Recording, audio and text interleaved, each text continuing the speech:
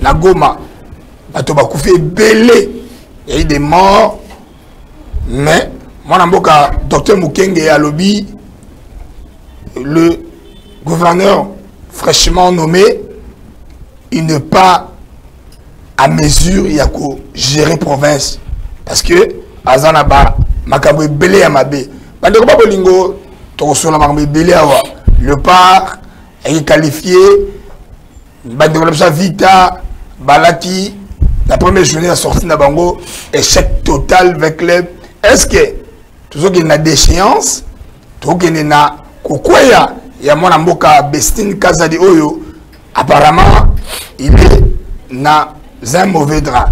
Mesdames et messieurs, nous allons recevoir pour vous Banamboka ou Balobela Mboka, mwana mboka Poutou, Patrick Poutou, Oyo Azali, président de la Ligue des jeunes de Panico, un parti politique de taille Oyo Bazako Bunda, Nakata coalition Oyo mwana mboka Guy Luando Akumbi, Ndekonabiso, la CG Dorothée Madi Mwamba, hein, la crème du barreau, Dorothée Madi Mwamba, et puis tout ça, là, moi, Namboka Moukenji, Misha, Joël, Oyo, tout ça, le Ranaye, Kakanakati, il y a podium du peuple. Le podium du peuple, il y a un sur le chef coutumier, moi, Namboka Oyo, Azolo, le bébé Makambo, Tali, polémique, autour, il y a Makambo, Tali, Fali, Poupa, Bisso, podium du peuple de lobby, moi, Namboka Fali, Poupa, il est à la hauteur. C'est la fierté congolaise, c'est la fierté quinoise, c'est la fierté africaine. Mon ambokazo, il sait, drapeau nabiso, kalata uarina, tout ça, maramongola.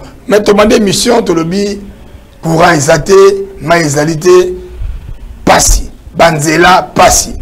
Surtout que les lots na coin, il y a venu de Rouma, na venu Kassabo, au mona, basinga et vandika kaboye, prêt à coco. Est-ce que un matadiki bala qui s'annonce ou c'est un problème. Moi, Namboka, Toyambi, moi, Namboka, Poutou, président de la Ligue des jeunes, bonjour. Bonjour, les journalistes, Svandisi Maramou Investigation. En tout cas, merci beaucoup. Nous continuons toujours dans la vérité et équitable pour le peuple congolais. En tout cas, un grand merci. Nous continuons à soutenir. Boni Paneko, Boni président national, tout le monde activité, et Salama, Mwanamboka Bernard Kayumba Azobunda, Mwanamboka Guy Luando Akumbi, plateforme à Monene, Mwanamboka Dorothée Madia, et Zotabulandeni. En tout cas, mon pépé Asika, le président Bernard Kayumba, l'incarnation de la sagesse et puis la douceur. Derrière le grand monsieur, le grand baleine, l'honorable Guy Luando Mboyo. Excellence, Guy Luando Mboyo. Il est honorable sénateur. Oui, exactement. Il faut aussi le dire. Exactement. Et puis, Motenanga, il ne soucie pas à Maître Dorothée. Madia. Voilà. Mwamba. Mais Mingi, l'honorable Bernard Kayumba, c'est vraiment un combattant. Boni intégration parce que vous étiez fraîchement nommé. Est-ce qu'il n'y a pas de quoi parce que toujours depuis la politique il y a des pots de bananes, il y a machin. Est-ce que ça va à une allure vivante? Bon, au moni ndenge ezalaka na entraînement soko moni critique ezate c'est que ça musala bien té. Alors dans une famille ozo intégrée nous devons apprendre à connaître les autres. Ndenge to kuti bato ezo senga to yekola bango oyo azaka ndenge nini azaka ndenge ni ba yamboka na bonjour apamba te bonsoir ezalaka bon appétit ezalaka mais en gros et en général le Paneco tout est la politique est liée toujours dans le Kuba ezate hein. Ça dit non, bon. Paneco est à terre des anges. Paneco nyo sezo kende kitoko, Paneco nyo so donc toza en harmonie, tozo avancer, ngolo nzambe kaka likona biso. Ngolo nzambe likona biso mwana mboka Misha, Joël Mukendi Boni. Mopandi sango na PCO merci na invité na émission, invitation PCO. Donc il biso betro mwana mboka. Donc na zaki na déplacement ebelé, je crois na zongeli. Téléspectateurs babengi mingi ozomona émission ça peut aussi du poids effectivement yango wana na ye mopandi sango avana kota na sujet à lelo na lingaki un peu na pesa ba merci ebele ba félicitations na fondation de ko benga fondation Scotty Mukubakudi o asali saki événement et Scotty Mukwa Koudi asali candidat député national na circonscription ya Tchangu lobi tout pesa ki coup d'envoi na Tchangu kuna mais la soka basango na il est fort hein oui azali makasi azali ko promouvoir jeunesse parce que na fondation wana oyo ya Scotty a créé ki azali fondation moko ezali ko promouvoir jeunesse na ba action sur jeunesse a rolinga asala donc yango to kendaki to betaki mbela to lansaki message wana lobi zaki coup d'envoi ba équipe ekutanaki et betaki ba match peto ko matina finale na ko sepela na ko senga yo donc ça tournoi Tchangu c'est dans quel format vous avez créé ça bon ezali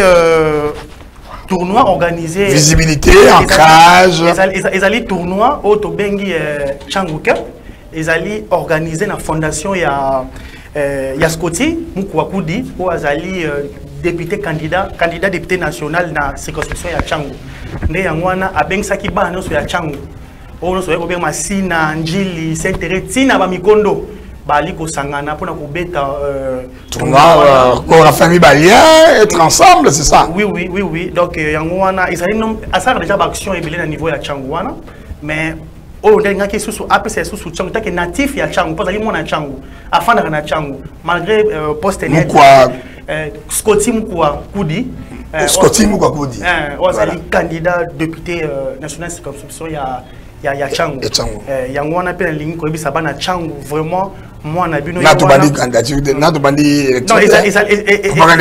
non na boa kité na action na ali ko ebisa bana Tchangu que vraiment moi na bino wa natif ya Tchangu yewana nde tozala ebele lelo pe robeta mane tozana na bibwa ils ont continué ba journée ils continuer journée tourner continuer titre robeta na finale to beng sa équipe mobimba ya ko ya Canal France et continue pour kozala Congo France Télévision pour na ko la couverture ya média biso pe tozala ba candidat na biso nde tolobi biso podium du peuple toza pe ba to soutenir bango net tolobi déjà tozala déjà na mwana mboka Gilwando Mboyo hein toi na mwana mboka Bernard Kayumba tout ça na yé parce que tant que bazo luka biso chabango poids toi na mwana mboka otobengi Mike Tubajika Kabasele tout ça na yé na kati émission tout ça na yé na kati promotion na biso tout ça na mwana mboka otobengi Maître Dorothée Madia tout ça na mwana mboka Godard Motemona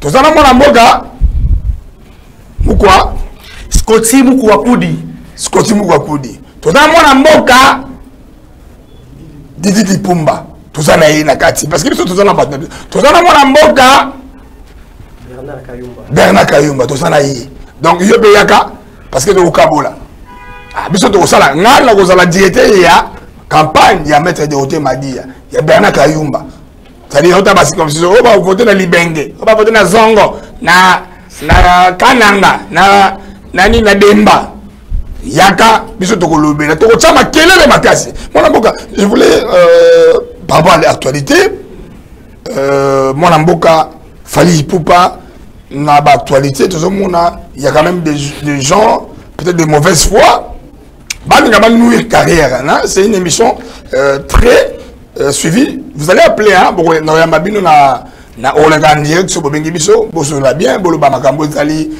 Sijen na Biso, avant de continuer Sijen na Biso te bi vers la déchéance, moi Namboka Sama Lukonde, est-ce qu'elles ont travaillé bien? Sama Lukonde, est-ce qu'elles ont travaillé bien?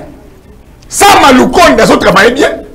Oui, bah on a émission le. T'as le Bakamoa, une minute, tout le Bamakambo Fally, tout le monde, il y a quand même des journalistes politiques, bah s'inviter na Otali Makambo la culture, nous sommes une émission pluridisciplinaire, mais bango mona bosolo na politique et comme bosolo politique culturelle. Au mona de comme ce que nani comme nani, ce que comme nani aye abadi ko critiquer et on le bango politique mamboka mine des opéla snel comme le bango Fally. Ni le replacer comme mot par rapport à Fally. Merci beaucoup Mopanzi Sango na mutuna oyo nazalaka vraiment très vraiment fanté mais j'aime quand même la bonne musique artiste Fally Ipupa ali artiste moi ça la fierté na biso na rumba tout à fait vraiment il faut tout reconnaître ben fort ya mutu pe na tona ezali ko sala ngai pasi mopanzi sango soki na yeko mona corporation oya bino benga ba journaliste o ba sala ka makambo ya politique ba changer forme ba changer ba makambo na bango ko sala ba ya tozonga na politique ba tika artiste a œuvre ninga ali ko sala c'est la fierté c'est la culture qui est vendue mais ndeko na ngai ko sala ngai pasi tono yako dako tanga ba komona monte ba ko lekanga ba tondo ike ngana yebi bango ba ba journaliste o ba sala ka makambo ya politique mais les loyaux basali yango oh basali écrit fond commun na bango ba ko benga fond commun du mal oh ba ko benga fond commun pour na ko détruire ko bebi sa réputation il y a légende pour ko benga légende fallait pour passer les légende pour reconnaître quand même les loyaux ceux qui to ko tanga ba artiste ba ko ça la fierté na Congo to tanga faille numéro 1 ngana ali fan ya fallait maintenant rendre bonne musique pas fallait aller du mouvement ko ça la fierté na musique na biso congolaise je crois na ko pesa message ba journaliste o bazali ya mutema mabe o bazali ko linga ko sala succès na nuire na cité ya mwana mboka fallait pour Timba na ko bali ko sala ko nuire réputation d'abord peut ko nuire carrière il y a ndeko na biso ya artiste na biso to linga mingi il fallait pour pas que bazonga na raison batika artiste a évolué azana ba concert ali ko beta azana makambo azali pe d'abord père ya famille ngai ko sala nga pasi mo pasi santana ko mona ba presse ça critique très négative critique on ezali ma tellement bas ezali ko redorer image na bango te ba journaliste et en plus na lingi na placer momo comme pour sango permettre ngai que ceux qui bozali ba journaliste bozali likolo ya nibe côté muninga na bino moko asimbi na oba bengi kokosa tuma kamera diffamation yako approuver biso ba bengi oni ba fait ba légation na yo que artiste a fondé vie na maçon c'est grave même mutongo ya melaka akomelati wapi na c'est pas là qui est artiste parce qu'à mon avis que non il fallait saisir. Mais lorsque vous êtes lésé, vous avez le droit, hein, plein droit de... Non, il a quand même son droit parce que si on a une personnalité, c'est pas un journaliste. On a un artiste fallait pour pas courage et belé. Biso, Congo, tu as bonne musique, tu as rumba, pour innover. Tout dans la Simone, tu pas soutenir. Tout dans la Simone, parce qu'il faut te solo. Moi, chef coutumier, Nico Ngango Sobamo. Un mot parce que bonio. Ouais, nazana malamuté parce que mboka za malamuté ndeko na kuna mobonde zongi lisusu bazokufa ka kokufa na za malamuté na goma ba bomi ba to na goma kuna ba ke ba bomi batu na za malamuté ngai mo ko les autres esma to mboka bikumika ko bomaka na bango batu ko kata batu bakingo banini to mboka ndenge nini alors nangina na loba boye ndeko sombo dibele na mutuna utuninga parce que yoza kala ke ngumba kisasa ngala za chef coutumier mboko eza kisasa eza mboka na ngai na otala lolingi bino bapanzi sango tout le monde est normalement ma bien oui ba des journalistes ba des yoza politique donc nazo kama Félix ça libre quand ça libre na ça kama ba mamli ya fali ozala ba outil na mboko ngala nazali derrière fali poupa parce que biso ba chef toza derrière fali poupa to ba chef coutumier technique non le teke tout ça encourager, il faut poursuivre les journalistes, il faut justice c'est ça Moussana. Parce que dans mon cas c'est comme ceux qui au monde attend muta c'est né comme au yebi likambu et bandelina soukate yo yena etandoike au yeko loba makambo. C'est comme si vous avez le droit à un micro le n'importe quoi. Alors sikoyo ngana sengina na artiste na biso international fallait poupa oazo ça la fierté ya République démocratique du Congo. Il faut poursuivre les journalistes. Bino ba juge. Bomoni mokonzambo ka wuti ko nommer ba juge, ba magistrat sika. Donc il faut vraiment que ba juge ba comprendre que ceux qui besoin nuire na valeur, une valeur exponentielle, il y a mission le la Trump il a fallu qui fait la fierté du Congo, qui fait la fierté, il y a tout un continent, tout un pays qui il y a des gens mal intentionnés, mais ils vont vilipender. Non, un groupe organisé, mais il y a un groupe de son bodibel, il y a un parlement, il y a un place pour créer 3 ministres, 3 personnes en motion. Tout le monde a fallu, non, parce qu'il fallait la fierté, il y a des Congomans, surtout. Les leçons au Kenya, na Côte d'Ivoire, partout. Il est apprécié partout en Afrique. Partout. Alors, tu vois, mon toit, le lingue, voilà, à ça, ma cambo, à Kitoko, à l'ébino groupe, mon évoqué, mon vandi, ou l'équipe, les temps de l'équipe. Et puis, bino, ma ninga, ma collègue, et ça, c'est que, bino, l'équipe, ni beko. Non, non. Si mon ninga, ça, ni ma bé, quelque part, bino, il faut me reprocher. Non, mon cher. Tout le monde est bandé, on a vu ça, jouer la complaisance, bandé, on a vu ça, il y a haute autorité des médias. Non, comme si il y a complicité, il y a succès. Il y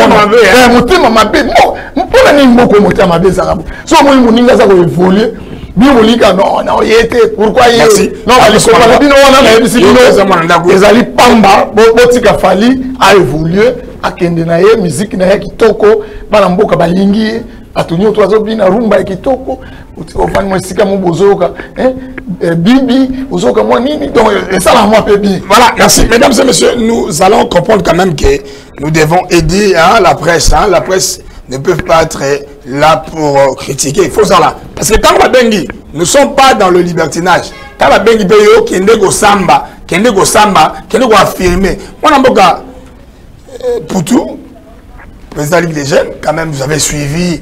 Je sais que tu es trop politique, tu es dans le panéco, tu es machin, mais tu dois quand même intervenir dans Marambo Itali ou Itali Marambo.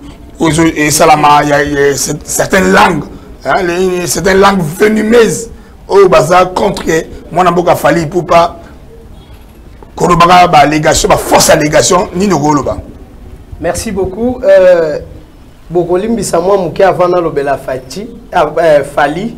Na kobandana no mingi Fali Fati voilà avant lobela Fali na bandana no ko lobela makambo moko ya muke puis to kota vers Fali j'ai oublié na introduction na nga ya koyebi ya ko rappeler batuke bisopé tozana à nous de bâtir le Congo donc tozo tonga Congo à travers ANB Onikonzami et pas ya président Bernard Kayumba toujours tozana conclave na biso pour très bientôt. Tola Sabino Mokondi Oyazana conquérante awana Kinshasa tona RDC Mobimba le président Fati Beton tozo bonga malembe tozana coulisses pour très bientôt to kopesa information au grand complet sikani to kokutana pour que to présenter ba candidat ba ko accompagner le président Fati Beton et maintenant on a dit sikona loba autour yande kona biso Fali Ipupa d'abord et pas journaliste était na ozonge pas Fali Ipupa c'est un modèle, c'est un leader. Ça il faut ton Mayango parce que il a commencé longtemps en train d'imposer un système au biso tout aux Hollanda. Lorsque vous êtes en face d'un leader, vous sentez que Oyaza leader et papa Fali Ipupa et l'autre qui te kokande yango ba atakaka. Alors on a trouvé le fruit mira. Voilà. Alors moi je trouverais mieux restez focus nengolobaki kaki paka kokolo. Reste focus kaki paka kokolo. Ça veut dire quoi? Ça veut dire quoi? Voilà. Donc ça dit makama. Donc moi j'aurais souhaité artiste Nabiso, tu fais la fierté de notre pays. Moi j'aime la bonne musique. J'aime la musique nyonso ya Congo na lingaka. Mais ce que ce monsieur est en train de faire pour l'instant et l'autre côté des armes à tout PC à Saint-Esprit à comment on bâti une église parce que c'est vraiment ce monsieur à Kangi Congo. À Kangi Congo au grand complet. Oui, c'est son temps. Donc, la minute où il y a temps, il y a Fali, il y a temps, il y a président Fati Beton. Donc, comparé combat, il y a président Fati Okomona qui est na binokara. Le lenge moko na ba combat, il y a président honorable Bernard Kayumba. Ça dit, jeune moko aza tellement combattu na ba forme nyonso boye bozo meka soki déjà mutazana. Avant de combattre mutu, il faut faire très attention. Ce qui déjà azana grâce ya nzambe likolo na ye to vérifier nano bandi otal est-ce que nzambe azana muto so bozo combattre muto azana nzambe bozo combattre nzambe directement donc pour notre frère Fali Ipupa je n'aimerais pas aller na ba journaliste et autres ezaka bato batie nzambe atie bango na nzela na opo ba matsao lisusu. Donc il faut bazala. Merci quand même, vous avez suivi avec une attention très soutenue, hein, c'est-à-dire les hommes de la télévision intervenant très assidus, lobby, mon amboka Fali, Zala toujours positif parce que tu fais la fierté de la République démocratique du Congo, mais aussi il y a Makambo ébélé. Oh, juste à la Manambo en abisso parce que la culture, il faut le dire. Tout le monde est après événement à stade.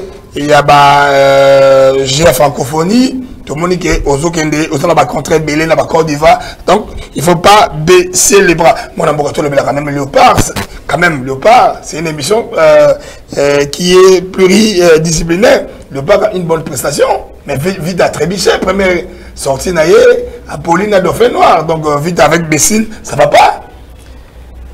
Ngala pe sa réponse au batunyo so ba zelate au moni tango ba lo ba ke pouvoir ya mutu so que ça accompagner na Nzambe même forme ezo pe sa maté au mona ka réussite. D'abord to remercier le président Fachi Beton bolinga te Fachi Beton le Léopard, merci beaucoup aussi. Avec qui parle to on se remercier pour un bon encadrement. Ah mituna na yo to so fait ka biano président au moni football so beta na terrain lenga beta na terrain oyebi que motivation uta na sima. Donc cette motivation des o permettre ba gagner roti na soda na guerre aux munitions tiki na ndako abanye nini. En tout cas toujours tozonga ka akuna papa na za na posa ba congolais nyonso bazala nesengo ba congolais nyonso ba continuer ko seka tozala toujours en harmonie to continuer toujours ko bunda pona toujours de goza direct moi na mboka obengi biso comme on a dit tout le monde au bengi biso to solo bela sija fali ni no ko pesa encouragement pour na mboka fali au bengi biso wapi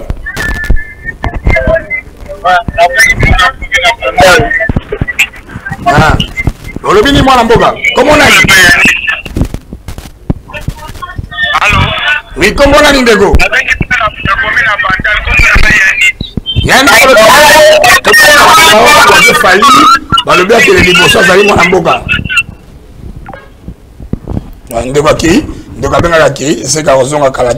voilà, continuez-moi en boka. Tu bandai koloba pour l'intérêt à mboka sengito za bomoko, pour l'intérêt à mboka. Hein, to tika ba guerre moko ezangati na ezata na forme été. Pour l'instant to kenenano to koma na mapona miwana, désordre zoya à gauche à droite to bloqué, to kokoma tina mapona mitina suka. Distraction to limité pour l'instant. Focus et puis kakipa kakokolo. Voilà kakipa kakokolo, mais quand même Léopard tout ça qualifié. Sans matata. Sans matata. Donc, tozo kende. Matata ya ponyo te matata ya. Toko tana rankini te to koloba makambo biso tozo loba. Matata na zolo beza ya butute. Un mot pour faire abandi mabe. Bana veya. Babongisa Bostine a sa combattu tondeni. Suite eza makasi tozo comprendre yango te tozo ebate veya ezala. Tozo ndeko moi mboka allo bengi biso comme on a dit. Si je me suis toujours le dans ma fali, bazo encourager fali à gagner des bossos, yo le minimum en boka. Oh, na bengi à partir de Brazzaville. Alors on a lino mingi awa. Vous avez Brazzaville, na bengi à partir de Brazzaville. En tout cas, vous fallait alors qu'on sala en tout cas. J'espère que vous allez tout le pareil d'avoir en tout cas, il fallait que les bossos puisque balobaka soki moto aza champion ou soit soki moto aza makasi fo kokomisa ye en tout cas kende vraiment il doit continuer toujours dernièrement eokaka kende kopesa bado na momele mpona basinistre oui en tout cas ezali initiative moko ya malamu akontinue bongo moto malamu alekala bato oyo azosala yango eza meka opambola ye en tout cas toujours les choses sont na masamba débat pour qui a sur la soif aya sur la bête sur comme ça que sur la en tout cas moi beaucoup bona bandeko bazali na micro mais bazo ko critiquer na ndenge mabe le bini ozan direct moi na mboka depuis Brazzaville l'homme de valeur est toujours objet de critique ah oui non c'est toujours comme ça ouais c'est toujours comme ça bon il y a les paquets et nous on a bâti le beaucoup de ça à bateau baini tu n'as pas besoin. Merci.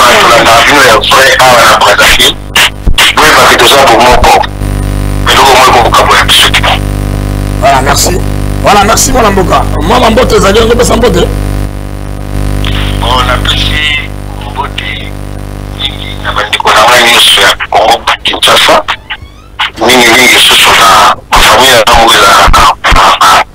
Bouala. Apprécie des collègues qui sont à Boche. Il était monté à Sangamba. Pour la séquence. présenter comment on a Dimitri Ndemba. Ah, merci. Dimitri Ndemba. Ouais. La personne est comme super beau, c'est nous sommes là, que mon localité pour la merci, mon amboka. Mon amboka. Voilà, merci.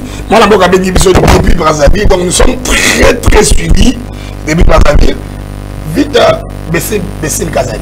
Est-ce que Azo Bangate Bafinga y a un animal? Voilà, il faut qu'on rappelle, le coach Benga, on a les soucis, il a répondu très bien. Bon, on a vite en tout cas, bon, là, on a un joueur, hein, mais ce qui est vrai, Bisso de Lingara, tout le monde est coach, tout c'est fait. Oui, on est coach. On a c'est tout le monde dans la support équipe ni on a coupé bizarre. Voilà, merci. Mesdames et messieurs, nous sommes une émission, on l'avait dit tantôt ici, plus de championnat. Moi, l'amour à Michel Joël, le sport, quand même, comment on revêtir quand même la plus belle d'antan, sa plus belle robe d'antan, le parc qualifié, un mot par là, et puis avec les, sur le fond, il y a échec dans la première journée. Vous pensez ça, vraiment, tant que chef de l'État soit qui n'engisa, tous les cas, si vous signez Kaboulou, n'a pas de zala qui n'a pas de guimou. Il n'y a pas de la vraiment, il y a qui choix. Il y a qui choix mon judiciaire au peuple. Aïeba qui il fallait kaka, moi en si Kazali Kaboulou, mon Kaboulou n'a pas si un beauté. Il y a fait. Vraiment à Ali Kosala. Imaginez, et si Kao a coupé Léopard avec 2 points. Vous avez déjà en phase d'élimination, vous déjà éliminé.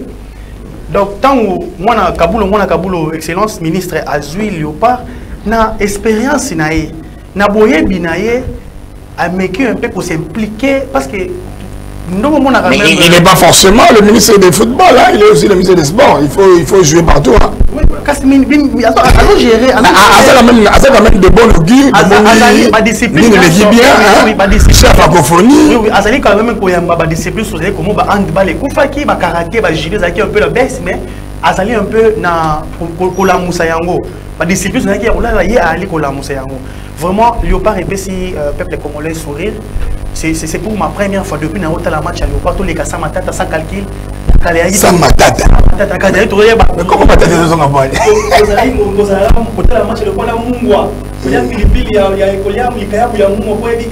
Après, on a total la résultat à Baninga. Vraiment, on a apprécié vraiment félicitations de joueurs Nyon sur Léopard. Chassel bien les demi-diens, on a apprécié l'équipe nationale étant qui est coach, étant qui est capitaine de l'équipe. Vraiment, on a apprécié l'équipe Nyon sur. Presté qui toko mingi les autres allaient qualifier pour la placer pour la Vita. Oui. Je crois Pauline a fait noir, hein? Je crois Vita a traversé un moment très difficile depuis l'année passée. Donc l'année championnat vraiment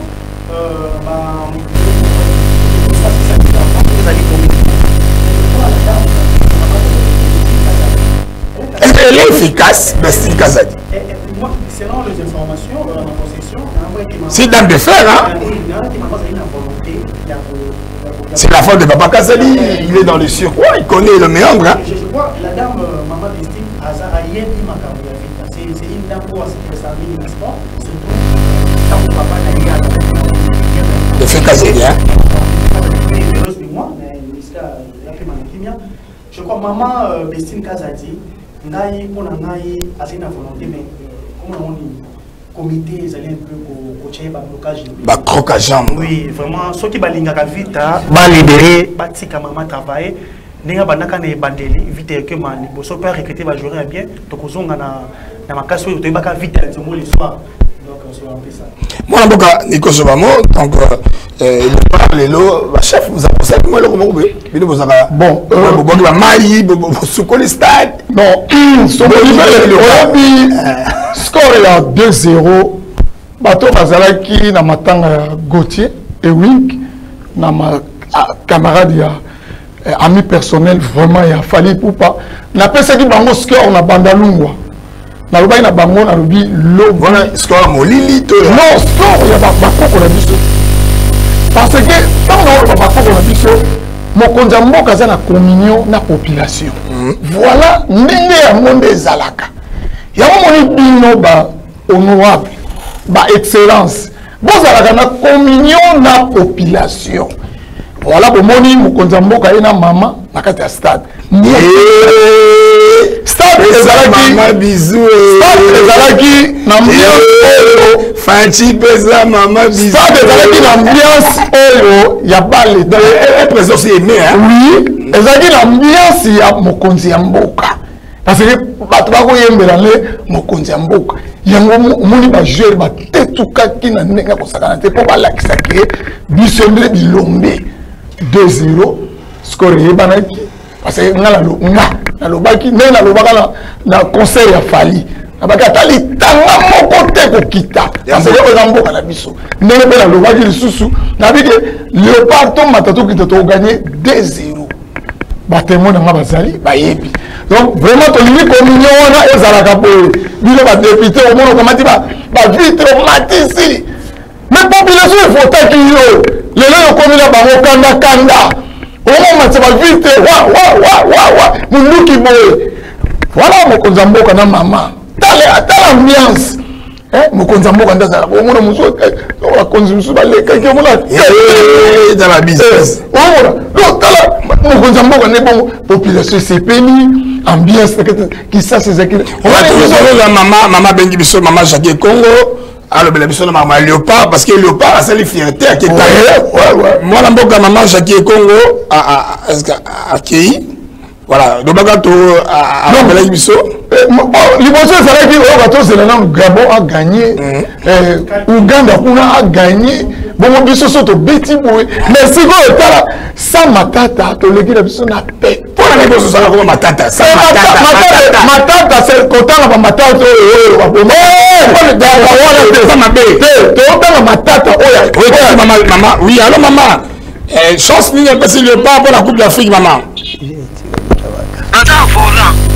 ah maman ça na volant en kozonga parce que en direct maman ça na volant le beaucoup que maman ça en direct banga batu na yeba bakino ba bi pour chance ni opesi na Léopard ni na coupe d'Afrique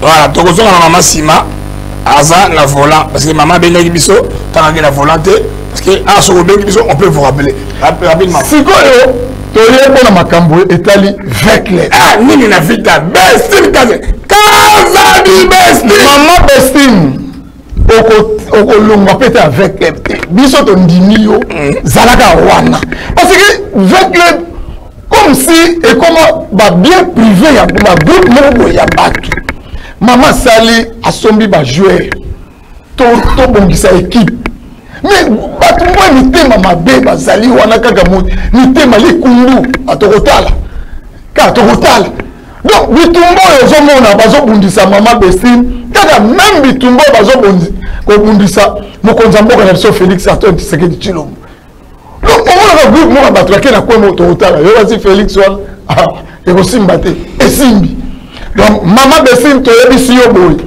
zala motema piyo benga bato nyonso tout beau vendre autour d'une table to bongisa équipe na biso ya très clair parce que nga zolo baboye nga vite bien na robomba couleur na ngati na ça vite oui de Godozi appelle la France et moi na mboka komela biso ke akolobela mama kuluna moi na mboka bengi biso de to moni appelle la France olobini bona mboka na biso comment on a ndego oui comment na mama Yvette na bengi na France na Lyon mais tozolanda makambo ya bato bakangaki po bato bakangaki awa mpona makambo barin awa tozolanda bango toyeba te soki makambo bazolobeza ya solo parce que bazosala ba live en direct ya prison ya Makala tozomona pe awa ndenge kikuluna ezokontinue kaka toyebi te bakonzi ya mboka na biso so bazosala mosala uba azala wana mwana mboka ndeko akolobisa biso putu mama ba to moni mwana mboka ya nani comment Isaac ba Big Boy azolo ba makambo yo atangi même comme Kasongo oui yo zandi na France yo na biso na YouTube ozela réponse na yo parce que ezali makambo tali mboka mwana mboka comment nani mama Yvette hein voilà mama Yvette kokata te olanda réponse na yo voilà mwana mboka so maloba Merci beaucoup. Bon, moni légèreté. Il y a eu des vidéos. Hein? Exactement. Moni légèreté, comme na mboka niveau, il y a légèreté et comme na koleka. Parce que biso moto za na posa mboke bunga, mais biso moto zo sunga mboka. Mais na kati ya prison, comment mon mboka? D'abord, mutaza na prison, na ebité bato ya mibeko boye bisa biso bato bazala na prison, bazwa ba téléphone wapi. Et puis makamba zolo baba bazwa courage ya kolobango bandi ndenge nini. Bataille général Kasongo, colonel Zazou. Lazou. Balobi bazali de connivence, na ba rebelle, na ba criminel. Colonel Lazou, na général Kasongo, moi na boso maloba. Bo éclairer biso, hein? Bazouzi, bo éclairer biso. Nini? Awa ekokoma o indexé lobi vérité comme ba Olanda na masasi tondimi kokufa. Bo ebisa biso vérité. Bo lingi nini? Kobo mabatu bino. Bo chabo bino, bo sara bo bino. Na bosana ki kolobela après makambo ya francophonie, il y a une chose. Baloba ki bokanga batu te. Tala embouteillage bunga kinanzela. Donc, ce que l'on dit très bien tracasserie les abisso ba policiers de Tosala yango. Bison de to créer embouteillage. Pourquoi na moment où balobi bokanga na no batute quand na moment wana na ebité na yakanga na embouteillage na moment ya francophonie. Bo rappeler nga muto akanga na embouteillage. Est-ce que ba route secondaire ezalaki? Donc autour ya nyonso tozomona ke biso moko nde toza à la base ya destruction ya mboka na biso. Toti kabilo po eza kitoko te. Moto asali mbeba na ye ba preuve monani to kanga ye to kenda kotala ye to mona ka ndenge. Même madame a cité à Gosamba. Donc général Kasongo comme il est cité dans cette vidéo, connaît Lazou ya Gosamba. En tout cas, wana maloba na yo nga likolo na yango na kolobake mibeko elandela makambu parce que na ebité place wana balobaka nini to babakisaka nini. Ngai naza na place nga na telemi. Nde place na kosukela pe wana. Kosukela wana côté au sujet à Manamboka Samba Lukonde vers la déchéance. Ça veut dire le gouvernement Samba Lukonde, il y a des têtes au bas efficace, peut-être pas manqué, dans la course s'appelle Senanga, mais dans l'ingénieur de Loba parce que apparemment, na makambo la nami na Goma, il y a des chefs à gouvernement parce que le président de la République n'est pas gestionnaire. Vous devez rendre compte de la gestion de la République. C'est le gouverneur. N'est pas le gouverneur, c'est le premier ministre Samba Lukonde qui doit rendre compte vers une déchéance par rapport à Yanini. Bah, carrément, je sais la Goma, mon amboka. Tu vas te battre la mboka, mais pas battre la mboka. Mon amboka pour tout, président Pandeko, il y a Ligue des Jeunes, Samba Loba. Merci. Ngalazo tonda okaka po ya solo mituna na yo ezalaka mituna oyo. Ezo mema biso po souci na nge ezalaka kaka mboka etombwama. Toza moko ya bato bazoliki yake mboka oyo ekobonga pe nyonso ekosimba. Surtout na nzela ya Fachi Beton. Makambu oyo ya le premier ministre Sama Lukonde. Pour l'instant, eza makambu ya ko observer avec beaucoup d'empressement et puis avec moko ya boye bipe ya maele mingi. Parce que ce que vous avez le temps, il faut enseigner à Pébiso. Dans le moment où nous sommes à 0,2 mètres des élections. Et ce qui veut dire que la procédure est retardée parce que tout le plan est belé. Nous avons un canot sauté. Ma belle coquille kozala. To brutaliser ma cambouté pour que tout soit solution. C'est dans la paix de paix sa solution à bien et non dans des brutalités. Le quoi yoka ki okuna baswana ki kuna yo nika te to pikola et to jabarocha yo. Procédure ezalaka nini pour que va remplacer wana. Sur ce to ke malembe to tika kana 2 jours à pamba pour na élection sala. To bunda na élection sala. Bino ba yi bovotaka. Bozomona ke bato bazama be to sala effort bazwa espace te. Totika d'abord débat tout ça l'andé effort moto azoya na polo moto azoya na ba casquette moto azoya na boyo na sombelio boyo na salibo pe manano ibi mingi. Il est grand temps maintenant de mettre les gens venant de nulle part, les experts en souffrance et non des nyosologues en bousobologie. On a besoin des experts en souffrance. Moto ayebi ke na coin kuna biso to dia poso. Est-ce que yebi poso? Est-ce que yebi dendo? Il faut mettre les gens là au Balia Kabilo Kouana, Yébina et Vida. Tout le ministre Morosoka est bien Vida, est bien voté. Mais nous les mangeons. Alors, s'il est grand temps, entre nous, les associations de Vida, Tokutana Kuna, Tokendesiko, Tobanaloba, réalité, vous présentez une vérité. Peuple Azo Senga Nini, quittons les distractions. Avançons maintenant vers ce que le peuple veut, peuple Alingi Nini. Ce qui le peuple a commis satisfait. Pour moi, on a bien le pas aussi là. Allô, Ndeko, avec vous savez comment on est. Allô. Oui, comment on est venu pour la bonne option, Ndeko. En tout cas, Makambo, on est joué dans le Bahana. Nous sommes contents en voter. Comment se fait que moi, présent à des autres, ils ont l'agression à Est. Bon, il y a un petit garçon en bois, il sait que maman a l'élection. Ils ont raté. Il y a ceux qui ont Makambo, on va dire il faut qu'on ait un batouana pour Kamabango. On va mettre en justice. Après, on a des dans ma condamne. Tout le monde ma condamné à des autres temps, on a été. Bon, on a ceux qui n'ont pas fait. Donc, comment nous voyons l'élection? C'est que vous avez un peuple. Merci, la souviens. Merci, mon Mboka. Depuis mon gafou là, Ndeko contribue à Mboka na yo. Mon Mboka balobi, parce que content na yo te. Merci beaucoup, Ndeko. Merci vraiment dans cette petite intervention de Konanga à Lobi.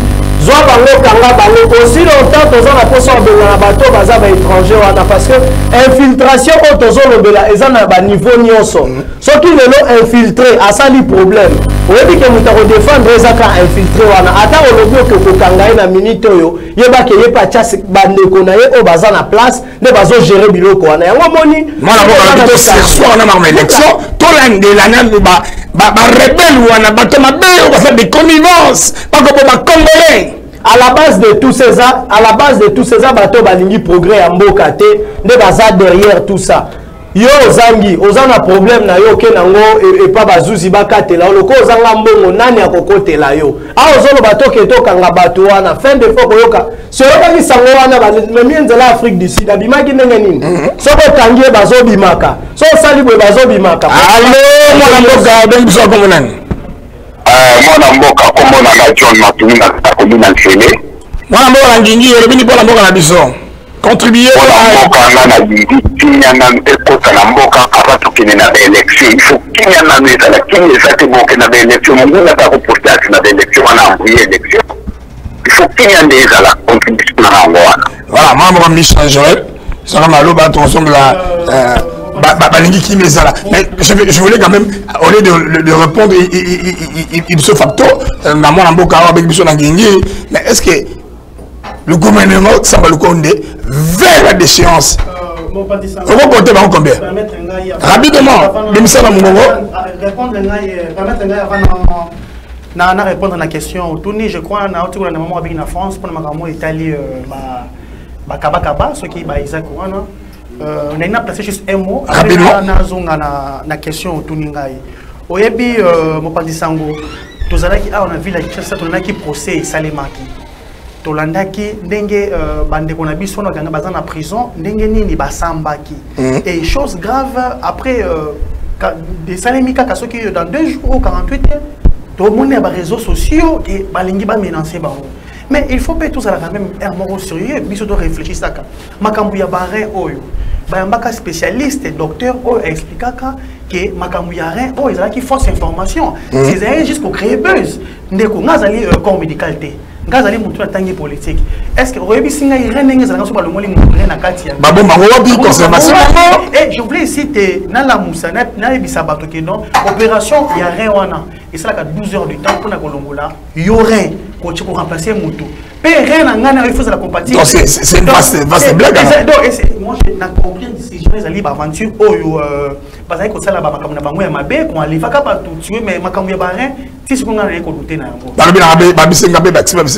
comment garder ça, ou procéder à une opération, il faut les experts.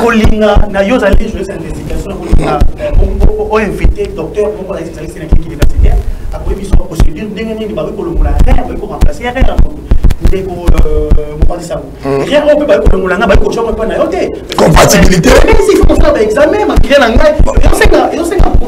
ba étape yebele ils allaient ba fausse information oh bana on ba créer base na ko linga été bazala na prison na vie na bango enlèvement ma ça là qui pas que citer quand même il y a eu des dénonciations donc non pas que citer que ça la base on a cité ba général Kasongo ba ni parce que ba samba ka batanga ka na bango te on connaît comment ça makambo ah ba le biba ça harcelé hein c'est ça non ils allaient base ba créer ba la musa ba tout ba bosana ki bango ba fanda ku ba ça prison na rapidement Samba Lukonde il y a eu canage à Goma une déchéance le gouvernement je crois si j'ai il y a nini oyo il y a nazonga na il y a carnage ya Goma na landaki yango esalaki ngai pasi ya komona ete ba kongomani oyo ba kufaki oyo ba bomaki bango mais et pas wana pe mopanzi sango ko condamner pe na no gouvernement te il faut pe kozana ba information moko tellement précise ngai no babwe to ali na to bengi état de siège na mboka mopanzi sango état de siège ezali or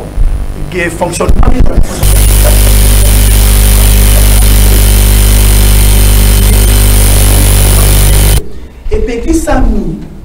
et Peki Sami qui est mort. Ouais, ça tu suis bien d'accord. Allons d'accord ben bisou comme on a. Allons d'accord. Allô, monsieur Basile, tonton Basile. Oui, ben bisou comme on a. Comment on a enlevé Simboni bandalonga.com enlevé la mafali poupa. Rapidement, on en direct dans le monde entier, na Congo France Télévision le bini mwamboka. Hervé Simboni hein. Ouais, Hervé Simboni. Fali poupa c'est un leader de la génération naïe. C'est lui qui a guidé à la bande. Oui, allô Ndeko. Appelle-moi de la guerre. Oui, allô Ndeko. Allô, deux autres. Il y a un leader de la génération naïe. Appelez ce côté de na WhatsApp. Voilà. Ah oui. Ah, Ndeko. Tout le monde qui a un discours na yo. Donc, Batika Fali pour pas calme. Voilà. Merci. Toujours Ndeko. Allô Ndeko, ben bisous à comme on a. Oui, oui, allons de causes à peine à battre belé, vous savez, Moussika, comme on a ne peut pas wapi. Bonjour, tous, on a pas la maman, Pali, Nakama, Napa, Pegatoka, Kama, leader, Nelson Pali, Poupa. Tu m'as oublié ça, non? Merci. Le conseil gratuit Kaka de Senga, qui est à Chaka, Nasser, Pali, à leader, à Mataz. Nous allons m'accompagner de clipper, monsieur Sommet, là, qui est au côté.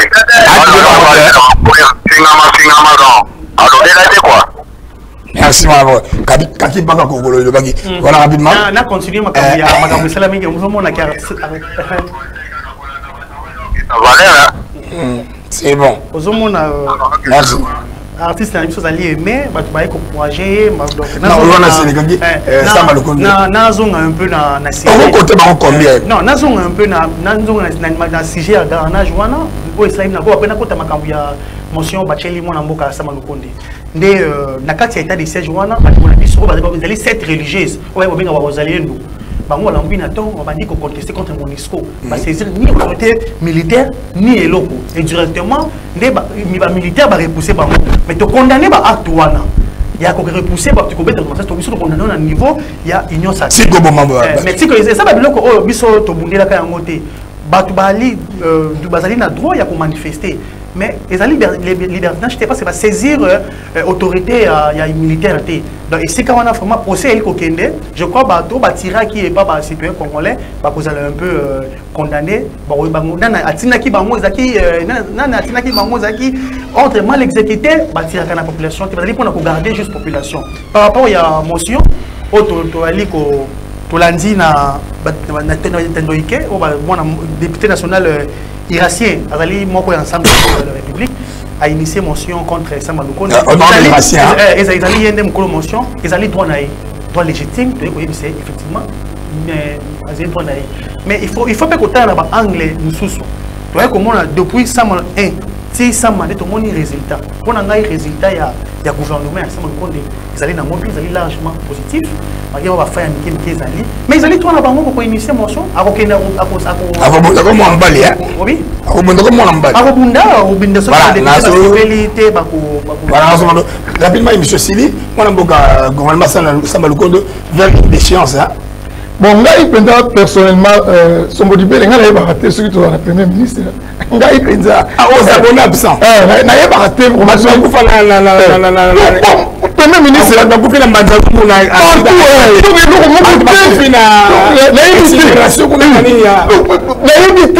premier ministre soki obengani babengani ke na pour la ngai soka même ba bagilwa ndo ngai soka même ba bola otebona ngai nazolo ba no samba e concerne nani Sombo Dibele concerne na yebi na te soto na premier ministre donc ba ma bato ko maximum ko kaka maximum ko na ko muto premier ministre atel loko muko lo baniti ata rapport mo te gouvernement que to moni gouvernement ba sali boye elo mo te donc pour la ngai nazab d'accord na député on a ouais pesi motion ba benga na kende na so ba benga nyebe le gouvernement tombe ba kende total bato baza compétent ba on est en train de gouvernement batikala non il est président non président de la république avec la population pour la ngai Gilwando Godard Montemona et pas là on va trop pas na oui vimo le reste ah non ba que le fait voilà monsieur si clôturer ma émission alors pour la clôturer na sengi na pana Kisasa. Mais tout le monde a dit il fallait l'idée bah image des arrêtés plein bah déplacer à quoi moutou. Non vraiment nazo pesa sous fondation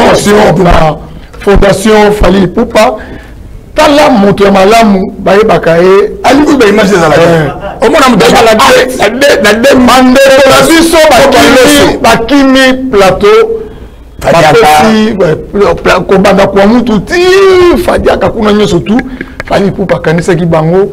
À moi l'osso, 250 loso. À moi sardine, plus de donc plus de 250 sacs, plus de 500 cartons il y a sardine.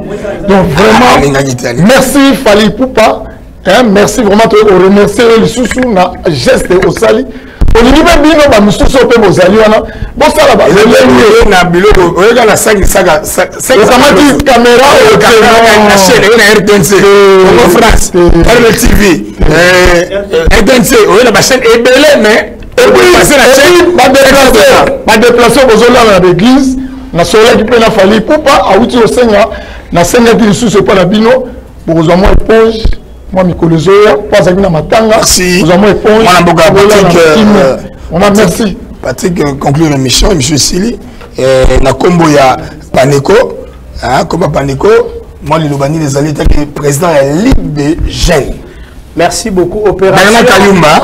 Le président Bernard Kayumba. Merci beaucoup. Opération, aucune maison sans Paneco, ils ont continué.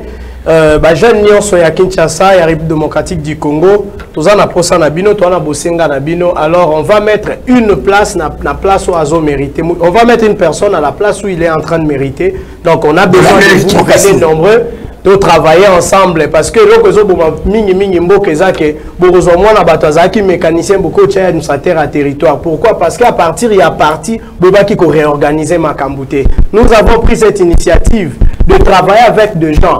Il y a pas sans diplôme ou quoi venir, nous allons savoir qu'est-ce que tu fais. Il y a des formations politiques. La Ligue de jeunes, il y a Paneco, il y a des formations, il y a couture, informatique et autres. C'est pour très bientôt déjà Tolito Bandayango. Alors je vous appelle déjà, c'est gratuit. C'est gratuit. Donc les apôts na kosunga mboka na biso. En tout cas, mbote nangai mingi. Mais oui quand même na batu non?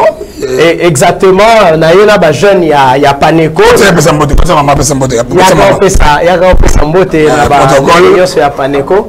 Ba mama les gars sima. Voilà.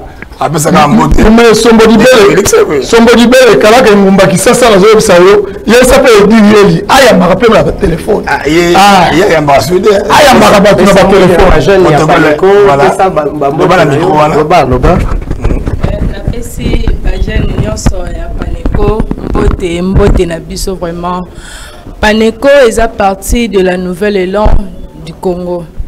Paneco ils ont aidé surtout biso ba jeune. Pour ça na Paneco kutaka ba jeune.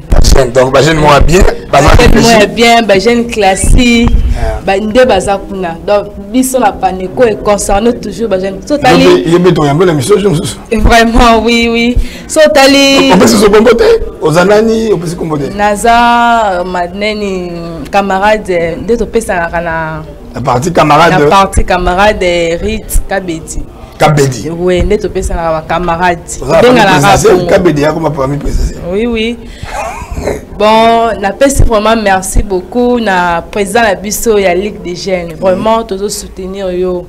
Biso toujours la vision ya honorable la biso Bernard Kayumba. Peut-être telemi a bolo ko sangisi biso toujours pour la vision ya président de la République Fatou Benton. Voilà, merci.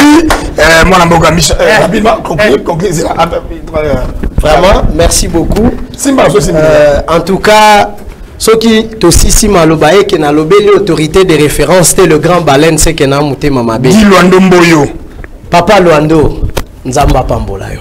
Voilà. Abunda magazi. Papa Luando Nzamba Pambola lisusu. Merci. Ton choix malamu sali sur l'honorable Bernard Kayumba et papa Bernard Nzamba Pambola yo. Merci pour na choix malamu salaki sur maman Véronique Zola et puis sur merci. Ngai. Merci beaucoup. Voilà, biso beto bien merci.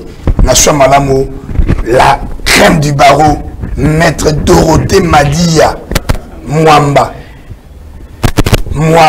Dorothée Madia, la crème du barreau, aux hommes on a maman Bolingo Nabandeko. Mesdames et messieurs, je suis en deuil, je suis professionnel, je viens de perdre, j'enterre déjà ce vendredi, la maman de ma fille aînée qui est décédée, maman Niki Mbenza Bolenge, maman Niki Bolenge Mbenza, c'est-à-dire, moi on a 26 ans, moi, maman à Liboso, à la Kisanga, des papes Saratama Biz, à Kiyati Gibiso, raison professionnelle, je viens d'un mariage avec maman, aux 2 années là-bas, déjà 3, je devais faire les émissions parce que dans le repos, c'est quand même être professionnel, aux années dans mariage, ceux qui maman Moussousa Koufi, aux années maman Yabana, maman mwana boti mwana donc boyebake molobeli ya mboka akufeli numéro ezali wana ils appellent Orange Money na bona tshalo kwa ndeko mso tshaka nyoso Orange Money on pesa